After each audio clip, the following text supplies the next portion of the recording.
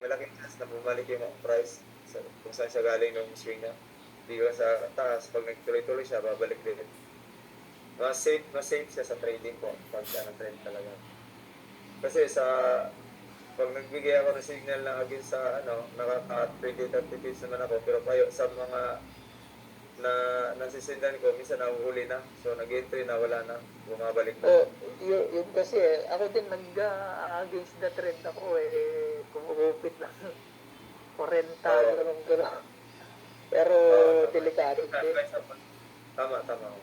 Yun yung nasa talaga ko yung Risky, pero kung kaya ng kupan mo, pwede mong i-trade. Apo. Kaya ng emotion. Sir, meron ka pa kang for approval? Sila Gaily daw, di makapana.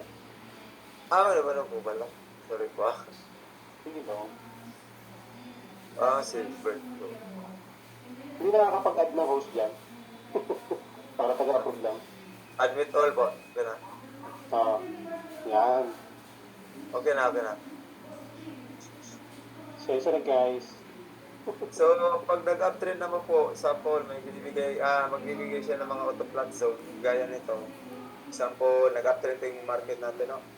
May mga auto-plant zone dyan na nag-auto-plant na siya dito. Kasi nag-uptrend ng market, nag-swing siya dito, bumalik, na may auto-plant dyan. Pwede kayong makalabang dyan sa mga auto-plant zone. So, safe trade pa rin yan pag nasa auto-plant zone. Yung mga, especially yung mga yung fresh AutoZone plat pa, yun yung mga pwede natin entry din, yung mga fresh pa nga na AutoZone sa chart natin na lumalabas, pwede natin abangan yan. Kasi magtutuloy-tuloy yan para nag-increase siya ng another support level. Alin yung auto-plat zone dyan, sir? Hanap tayo, sir. Kasi So, ito, yun ba yung yung habang naghihintay ka, biglang may lalabas na buy zone? opo. Yun yung press. Opo, yan tama. Tapos, especially abangan mo yan pag nasa trend siya.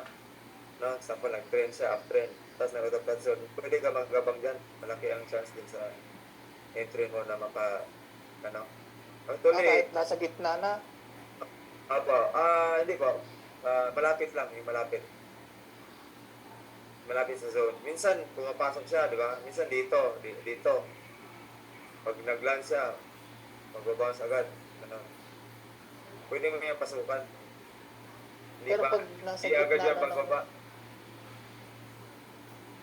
Sa Hindi gitna nyo agad babasagin yun. May time paano kung lower siguro bouncer. pwede. No? Pero babantayan mo lang yung market pagka bumubulusok, huwag sabayan yung mga zone kasi nakatry ako na maraming days din na. Pero mas maganda within the trend na lang, no? Pag bounce, saka mo pasukan. Opo, pero tingnan mo po muna yung mga candle, momentum po. Bumabagsak ng malaki. Pagtutuloy. Minsan na nagre-reverse Sir, na. may question lang ako. Di ba minsan nawawala yung AutoZone? Nawawala. Kumbaga, Wala naman pag-trend, po. Hindi naman po nawawala po basta unless na break siya. kung halimbawa kung tuloy-tuloy yung bagsak, di ba, or taas, minsan nawawala yung zone niya. Tapos, di ba, mag-aantay tayo na magkaroon ng bago. Apo. Pero kung may moment kasi na hindi pa nakikreate yung bagong zone, umaakyat na siya. Apo. Doon kayo mag-abang din sa sa mga EMA.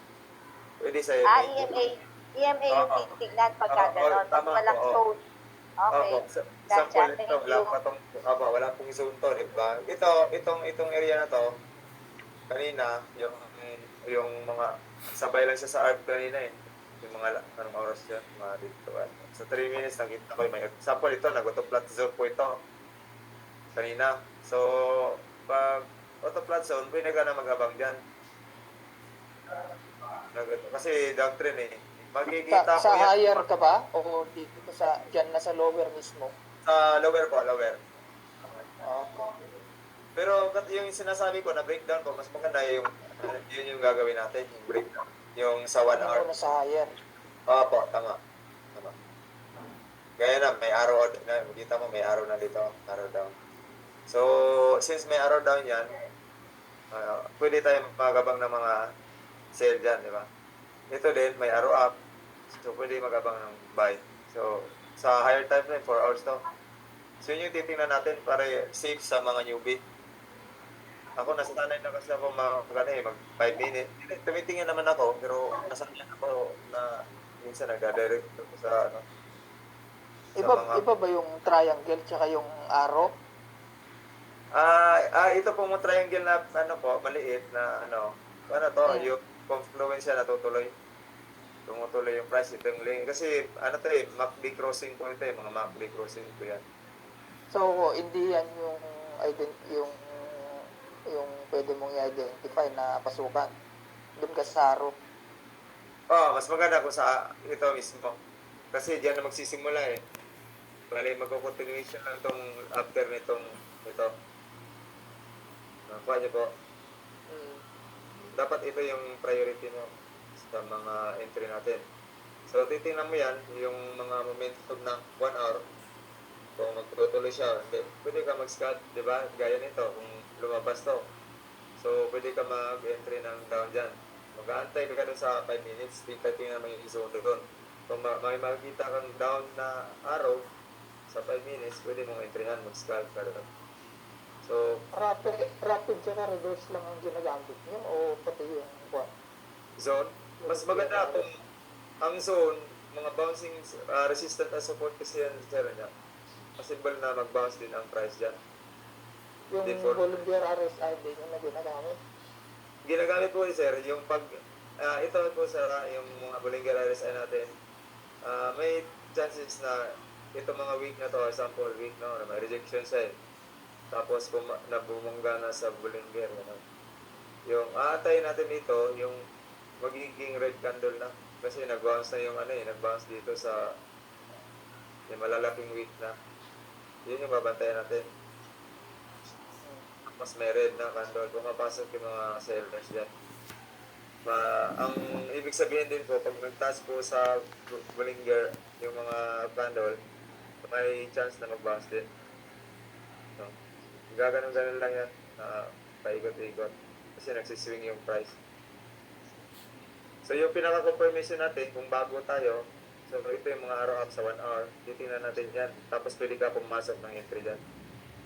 So, makikita mo yan kasi pag naglaro tong price na to, sample dito sa area na to, di ba, antayin mo is buy, makikita mo dun sa 5 minutes to na pag nag-uptrend siya, nakaangat yung mga EMA or mag-go to flat siya.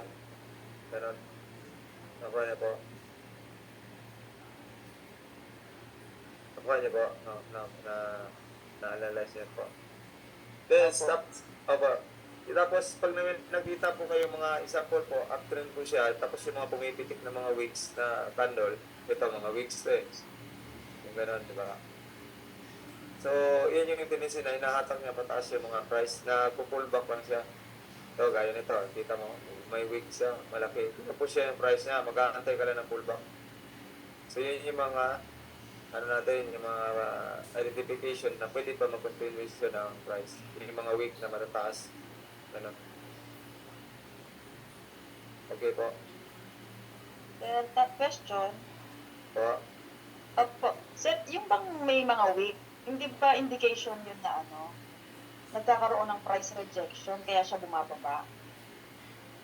May pagkakataon din po, pero ang week kasi hindi ko masyadong yung parang hindi ko binibigyan talaga ng basta ako sa 5 minutes pag nakakita ako ng zone na tapos nagbigay ng signal tapos tingin ko na strong naman na yung level,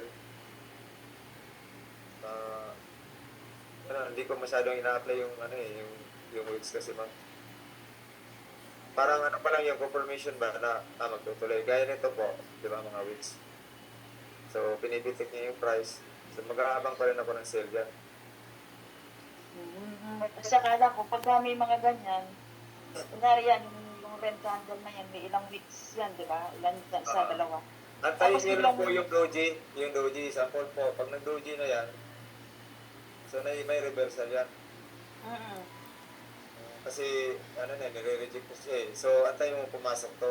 Huwag po tayo agad pumasok ng ano, ng hindi pa, wala pang mga sign ng reversal. Tapos nga minsan napapansin ko sir, nagpo-form siya ng arrow, tapos biglang mawawala yung arrow. Opo, opo. Tama po. Dapat antay